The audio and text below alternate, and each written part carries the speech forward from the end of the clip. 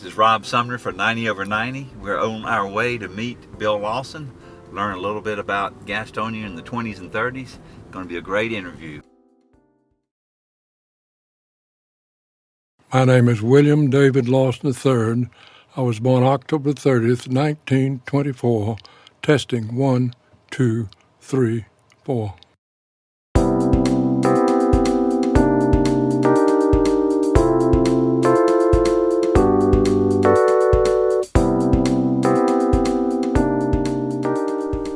Welcome to Point of Rock Studios. On behalf of 90 over 90, I'm Rob Sumner.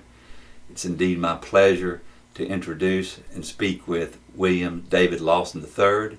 Bill was born on October 30th, 1924.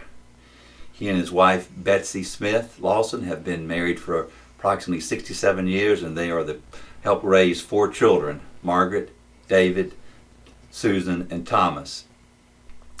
They are the proud grandparents of 8. Bill graduated from Davidson College and attended the Wharton School and earned his MBA at the Wharton School at University of Pennsylvania.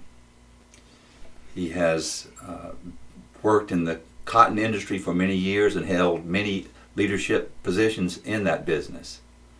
He is retired vice president of Hohenberg Brothers Company, a division of Cargill, and has served Gaston County and Gastonia and his church in many areas for many years. Bill, welcome to 90 over 90. Glad to have you here. Thank you, Rob. Glad to be here. Let's start with the intriguing question for me is, you lived almost all your life, except for the Army and maybe college and prep school in Gastonia, but you were born in Jackson, Mississippi. Tell me how that happened. Well, my parents moved to Gastonia in the early 20s, and they were born and bred and had their roots in Mississippi. My grandparents were from Mississippi. My great-grandparents were from Mississippi. So my mother, for whatever reason, decided to go by train all the way back to Jackson, Mississippi, where her father was a surgeon, to have me born so that I could be born in Mississippi. Well, did your father or her father, your grandfather, participate in your birth, or was he just there? He participated in the birth. He did? Okay, so he helped deliver you. Well, I guess that makes I understand that better now. Well, back then, most doctors did a lot of different things. I see. Much broader, not narrow specialties like they do today. Now, Bill, some of your earliest memories of Gastonia, your dad and your mom lived here, so your dad was in the cotton business. Is that correct? That's correct. What does that mean? That means that he was part of a whole series of transactions having to do with cotton. He would be purchasing cotton and then selling cotton to textile mills. He would contract with textile mills to deliver a certain amount of cotton, a certain quality, at a certain time, at a guaranteed price. Very risky unless you use the futures market to hedge. But the mills depended on merchants to contract cotton ahead so they could be ready to price their yarn when the time came. And Gastonia, of course, was full of textile mills back in the 20s and 30s. We had over 100 textile mills in Gastonia at that time. Today, I think we have just one. Now, Bill, tell us about your family, some of your earliest memories. You had, your mom was a homemaker and helped raise y'all. Your dad was, as you said, in the cotton business. Tell us, what about your siblings? Well, my 2 sisters and I were raised in Forest Hills, Gastonia, North Carolina. And this was during the Depression. And all I remember is not having a whole lot, but not being concerned about having a whole lot. We rode bicycles everywhere, all over town. There was no problem. I would walk to Central School and walk back home. That was nothing back in those days to walk to school. And you attended Central School first grade through the 8th? No, through the 7th. Back then, okay. High school was 8th through 11 grades. Then when I went to high school, they changed it to 12. So we had the option, my group, to go 11 grades or 12 grades, either one. Who were some of your, just looking back, who were some of your playmates and folks that you knew when you were running around Gastonia on your bike in the 20s and 30s? Well, Bob Adams was probably my closest friend, and Bill Patrick. The three of us did a lot of things together. And of course, Bob Adams and I, we rode our bicycles everywhere, including. Oh, we're going to get to that in a minute. So let's talk about your memories of downtown during your early years. You said you had permission to ride your bike wherever you wanted to go. Everywhere. The thing I remember most about downtown is that we had 3 or 4 movie theaters, and that would be the big deal. Would be to go to a movie if we had the money, like 10 or 15 cents on Saturday. What was your first job? First job was with Matthews Belk, and I went to see Mr. Matthews about working in the men's department, and my job was to take the alterations to the ladies department and come back with those clothes that had been altered to the men's department so they'd be ready to fit on the customer. How old were you? I was about 13 or 14, and I received 75 cents a day less 1 cent Social Security. Oh, you were a rich man. You're still collecting that Social Security, aren't you? Still, right. So when you got a little older, you mentioned you referred to a minute ago, and I said we would get to that. It strikes me that your mom and dad trusted you to take care of yourself, but they also felt comfortable with you out and about in Gastonia. It was a different day. That's right, and you had everybody looking after everybody. In other words, the church members saw you, they knew you and whether you were doing the right thing or not. Scout troop, Mr. Kimball was the scoutmaster, so you had a lot of people who were not your parents that would be on the lookout for you. And you were of course involved in scouting through was it through the church? Yes, Troop 11, First Presbyterian Church, and one of my biggest regrets is that I went off to school, I reached life rank, and only lacked 1 merit badge to get Eagle, and I never did, and I'll always regret that. My 2 sons are Eagle. Oh, were they? Yeah. Did not know that. Now, you mentioned a moment ago that you went to Central School. Did you enjoy school? Was school a pleasant endeavor for you? Yes, it was. I still remember the names of some of the teachers and how much they influenced me, and we still feel like they taught English better than they teach it today. Were you a pretty good student, or were you... I guess I was fair. I'm sure you're not going to brag on yourself. Yeah. Now, but I do remember one tragic thing that happened. Mrs. MacArthur was one of my teachers. Her husband was a principal, and she was signing for a load of coal one day at her home, and the coal truck gave way and came down the driveway and crushed her and killed her. Did that make an impact on you? All of us, yeah. She was a favorite teacher. Now, as you got to age 14, you mentioned you were an avid bike rider. When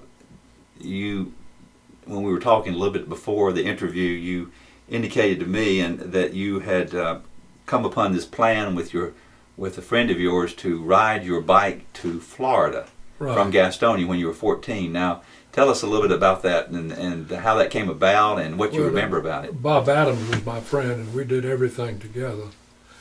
And he had an aunt and uncle that lived in Lake City, Florida. So we cooked up the idea that we'd just ride down to Florida. But to test ourselves out, we rode to Rock Hill and back to be sure we could do it. And then go ahead, I'm sorry. Then we were able to talk our parents into letting us ride. Our friend said maybe they want you not to come back. Well, that's entirely possible. But it took us about 5 days, and we stayed in tourist homes. There were no motels back then, and it cost us 25 cents to stay in a tourist home. So you got on your bike, I assume you took a change of clothes and a toothbrush. Right. And some other belongings, and Right. left out from Forest Hills. Right. One morning, I guess. I guess so. And and said we're headed to Lake City, Florida. Yeah. Well, we knew where we were going. Uh, But then we had to call in, and the Gazette actually would write up a little story about where we were each day. oh, they did. So it got a little notoriety. Yeah. Well, I'm glad you got something out of it. And now, after we got to Florida, that was a nice time with the swimming areas and that sort of thing. But we decided it was uphill to come back to North Carolina, so we put the bikes on a bus, rode back. Oh, you did. I think that was probably a good decision. Bill, you that ride to Florida with Bob Adams was not something that you would see done today, and if you did, your parents would probably be reported to social services for allowing you to do that. Remember, this was in the middle of the Depression.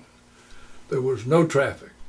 There was grass growing up in the highways. We rode on 301 all the way down, and no cars, no traffic. It was just the middle of the Depression, so there was no risk there. No one. And we were never concerned about any people doing bad things to us. Right. I guess I think you mentioned to me that you even came upon cows and all kinds of things in the middle of the highway. Exactly. So that's kind of The fastest time we made was through the Okefenokee Swamp. We could hear all the gators making noises. so you wanted to get out of there. Yeah. Now you attended Woodbury Forest, which is a prep school in Virginia. Right, Orange, Virginia. And I think you said your dad had attended there as well. Is that correct? No, that's not right. He did not. He went to Culver. Oh, okay. And you attended. What grades did you go to Woodbury Forest? I went in the 10th grade. Back then they called it the fourth form. And they had 12 just like us, only they called it forms. And I went there the fourth form and the fifth form. Okay. Which would be the same as the 9th and 10th.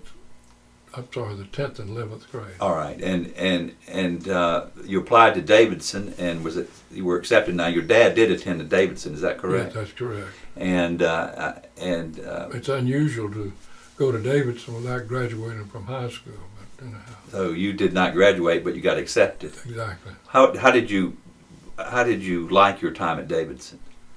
Well, it was great, but of course it was interrupted. I, along with a lot of others, joined the enlisted reserve corps, which said we could complete our education. You were a freshman, Yeah, maybe right. 42. 1942. We could complete our education without going into service. But in April of 43, there was some fine print that says, "Oh, we forgot to tell you, we can call you up anyhow." So they called me up in April of 43. And you didn't really know you were going to be doing that, did you? No, I sure did. So when you say called you up, you went through basic training and you went through. Went to Texas, Camp Walters, Texas. Yeah, and you, I believe, ended up in officers training school. Well, didn't it you? was the whole career, and I won't take a lot of time to talk about it. But I could easily have been at Normandy, because remember I went into service in the spring of 43, and Normandy was in June of 44. Right. So I could easily have been there. But what happened was, going through an obstacle course at Camp Walters, I hurt my knee that I'd hurt playing football at Woodbury. That sidetracked me for a number of weeks. And so when I got out of the hospital, they said, "You've got to start basic all over again." So I started basic all over again, this now in the fall of 43. Then I decided the Air Corps, back then we called it the Army Air Corps, was a better deal than the infantry where I was. So I joined the Air Corps. They sent me to Mississippi State College as an Air Corps cadet. And I would really love that. That was great. My grandparents lived in Jackson. I could go on the weekends to see them. But all of a sudden they decided they didn't need any more bodies in the Air Corps. We needed more people in the infantry. So they sent me back to the infantry, to Hattiesburg, Mississippi, to Camp Shelby. And the next day after I got there, I was crawling through an infiltration course, which is a course with barbed wire, and you crawl under the barbed wire, and somebody's shooting a machine gun over your head. Live bullets. Absolutely. And raise your head up. right. Now, you were eventually assigned to a project, or you volunteered for a project that you understood was going to take you to Europe. Oh, this was after OCS. Right. I went from Camp Shelby to Fort Benning, Mm-hmm. OCS. Then I was assigned to Fort McClellan, Alabama, training troops. And then that summer, word got out there was a project called repatriation. Nobody knew what it was, but we assumed that it had to do with repatriation of art objects that the Nazis had stolen and secreted away, and that was going to be our job. That was just something you assumed but didn't have full information on. Well, then I assumed it until we got to a staging area in New Jersey before we went overseas, and we were told to be at a class on a Monday. I got there, and what did I see on the stage but a skeleton? Well, what's that got to do with art objects? Not a thing. The repatriation had to do with finding soldiers who had been killed and were buried all over Europe in cemeteries, out in the field where they had died, and our job was to search for those, find them, disinter them, bring them back, identify them, then give them a burial in a military cemetery. So you, as an officer, were in charge of a group of men who took that job on. That's right. And so you traveled all over the battlefields of Europe. Mostly France. And some German. And how did you determine where the soldiers might be? Well, what we would do to start with, we would put up posters all over these little towns, all over France. Mm-hmm. Do you know where some American soldiers buried? Mm-hmm. Of course, the natives lived there; they would know about it. Right. Some of them were buried in cemeteries in the cities. Some were out in the field. Some of the tanks were still there. We were concerned, of course, about mines and that sort of thing, but it was a publicity we would put out, and the natives would tell us. Oh, I see. And then you would go search for them, locate them, and then try to identify them. Well, we would disinter them first, take them back to a morgue, and I had to find a building to use for a morgue. And then I had people who would try to identify them either with a laundry mark. Everybody's supposed to have a laundry mark with a number, or dog tags, some kind of dog tags were the best. But if you didn't have any of that, you'd have to do a tooth chart about how many fillings they had. That's all. Was that a tough job doing that? Well, I didn't do that. I know. I'm talking about the entire project there. Yeah, very tough. Yeah. And you returned from the war and 48. 48. Now you I'm had sorry, 46. 46, and you had you met Betsy before you left? Yes, met her in 1942 after I had that sailing trip. Pinckney Rankin, a native of Gastonia and a friend, called and he said, I've got a date in Charlotte, but she's got two friends. I need two fellows to come over and date the two friends. And Betsy still remembers me coming, I don't remember this part, so go get a milkshake and come home. Big spender. So that was the extent of your first date. Yeah. And did you follow up after that, or? Oh yes, very much so. And but then I went off to service. Right. See, right after that, and she went to Duke, and she was, of course, dating good boys there. Right. Well, out of sight, out of mind. I guess you wrote her, I'm sure, while you were gone, didn't you? Yeah, but we didn't renew until I came back in 46. Okay. Now, when you got back in 46, you resumed your education at Davidson. Yes. And I believe you were on a fast track at that point, were you not? I graduated in like 4.5 semesters. You did. Like that. And summer school. Were you and Betsy were seeing each other all during this time? Yeah. And so were other people seeing her. Oh, sure. Some of your competitors. Oh, really? Okay. Yeah. Well. Greatest Star was one. Oh, was he? Yeah. Okay. Well, I can see why she would be very popular. I've seen some of the pictures you've given me, but apparently you won out somehow. Well, I think what made me win out was that she was coming back from New Orleans, having seen another boyfriend. She was going to arrive at 1:30 in the morning. So I called her mother and said, would you like for me to meet Betsy at the train station at 1:30? And that, I think, cinched. Oh, did it? Well, that's quite the gentleman. Yeah. Well, I'm sure you weren't. I'm sure you were going out with occasionally with a girl or two during this time as well. So now, Particularly girls that were at summer school at David's. oh, okay. I didn't at that time. Davidson, of course, was all male except for summer school. Summertime, man. And when you got out, you asked Betsy to get married? Is that correct? Of Davidson. Well, no. I asked her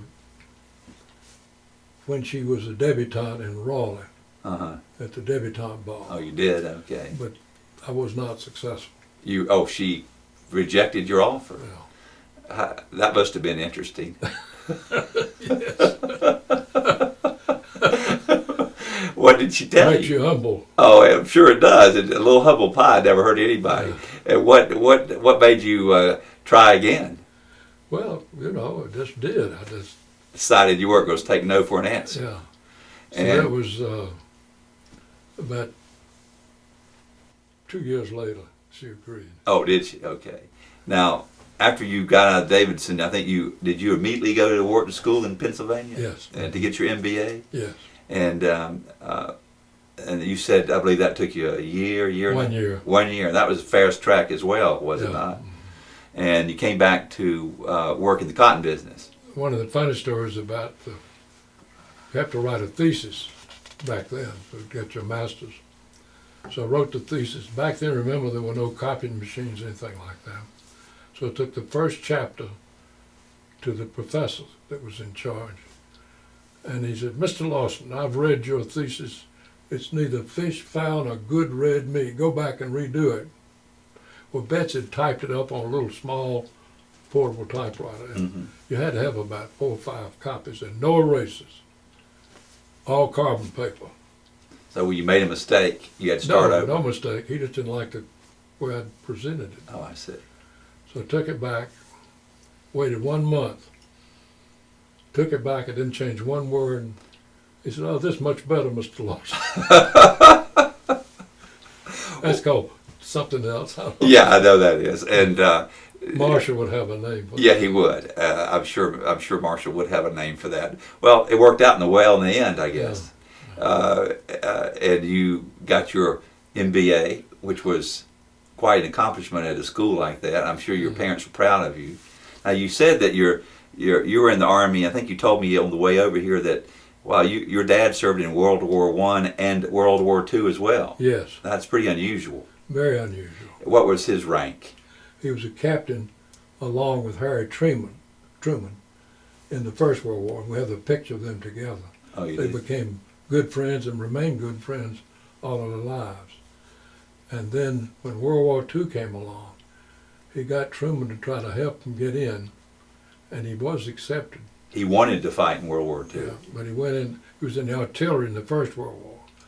This time he was in the Second World War, because he'd had his own plane. He was flying his plane in the Depression. But anyhow, he, along with Brown Wilson from Gastonia, were accepted into the Army Air Corps, it was called then. Oh, I see. Then he went to New Guinea, received a Purple Heart for being wounded over there and so forth. Wow. I'm sure you're very proud And of he him. became a major. You did? Yeah, And your highest rank was? first lieutenant. Okay. Now, when you graduated and you went to work in the cotton business, which is the business that your dad was in, Right, and my grandfather. and your grandfather, and I believe that when your first job was not with your father or grandfather. My father had a friend in Memphis, Tennessee, and he thought it'd be better for his son to work for friendly competitor, to learn the business rather than being in the same family. Right. So I was there for 3 years. And what did you learn there? I learned mostly about classing cotton. Now let's talk about that, because most people, when you say classing cotton, they have no idea what you're talking about. Well, What generally, what does that mean? Well, a bale of cotton contains foreign matter and contains different colors and also contains different fiber lengths. So you have grade and staple, and we call it character too. And bales of cotton can vary all over the place. And mills want a certain kind of cotton uniform if 100 bales comes to the mill, they want every bale to be the same. Mm-hmm. We didn't have any instruments back then. Everything was done by hand. Then we had the class cotton, like your grandfather. Class cotton, they call it within 1/32 of an inch in fiber length. It would actually take the cotton in your hand Absolutely, do the grade and the staple. and pull it apart to look at it. Well, you just take a little piece and pull it, Right. not big. You pull it like that to look at the grade. Now you said earlier that there was that the government had a chart or a box with different kinds of cotton to help Yes, you. and we'd keep those, use those to compare. Okay. Yeah. And you learned how to do that in Memphis, and I guess Right. other things about the cotton business. I'd also gone to an NC State cotton classing school down at Morehead City. I see. Yeah. Now, when you got back to Gastonia, your dad's office was right here in Gastonia, wasn't Yeah, it? it was on Avon Street, All right, right and by the warehouse. it was, Yeah. and that's where you set up shop as well. Right. What was your job?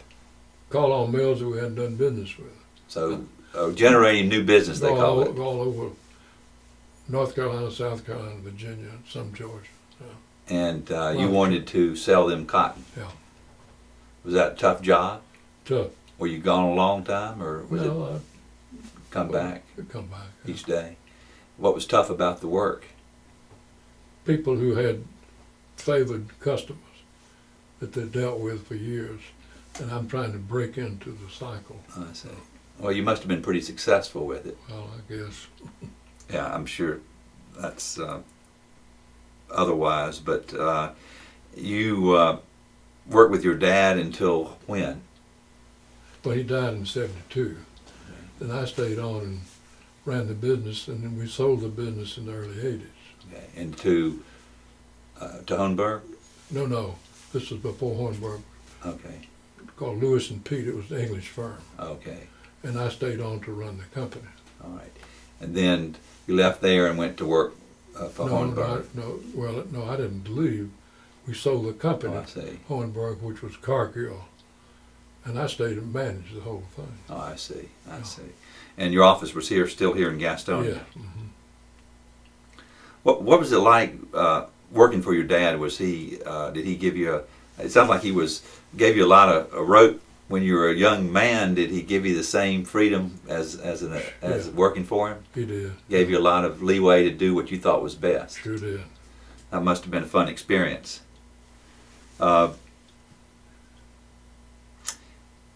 Now, you have, Bill, I mentioned in the intro that you have been involved in a lot of civic and church volunteer and activities, and I mean, we don't have time to name them all because there are just too many of them. But it sounds like to me, or it seems like to me, looking at what all the activities that you've done, all the volunteer work that you've done, that's kind of been a big part of who you are, and it's been important to give back to the community. Well, I've always believed in what I call servant leadership. You don't take a job because it's an important job and it increases your status. If you take a job, you're there to serve the people that are under you or part of the organization. If it's a Chamber of Commerce, Cotton Council, or whatever, you're not there because you're all important. You're there to serve the people Mm-hmm. that are in that organization. And I don't want to leave Betsy out too, because if you look at her resume, she's Yeah. got a long list of volunteer Yeah. organizations and leadership as well. And you're And still she- serving. And I would say she was the biggest asset I had in taking on and asked to be taken on some of these leadership positions. Because she had to help, Well, but- she just Support. met people so well. and she supported you as well, Yeah. and all that. Because I'm sure that took a lot of time away from home and some of your other duties as well. The But thing that was hard on her was my international travel. oh, okay. I mean, in the business. I remember one time calling her from Hawaii or someplace because it was nice and sunny and everything was fine. And I noticed she was a little short with me. Turned out that 4 children had the croup or something, and she'd just gotten them down asleep when the telephone rings, it wakes them up, and that's me. Well, I thank you for serving us tonight and coming here in this studio and talking with me. We've known each other a long time, and it's just been a great pleasure talking to you tonight and learn a little bit about the life of Bill Lawson. Thank you so much. We'll see you on the internet. Okay. Thank you, Bill. Thank you, Rob. Thank you.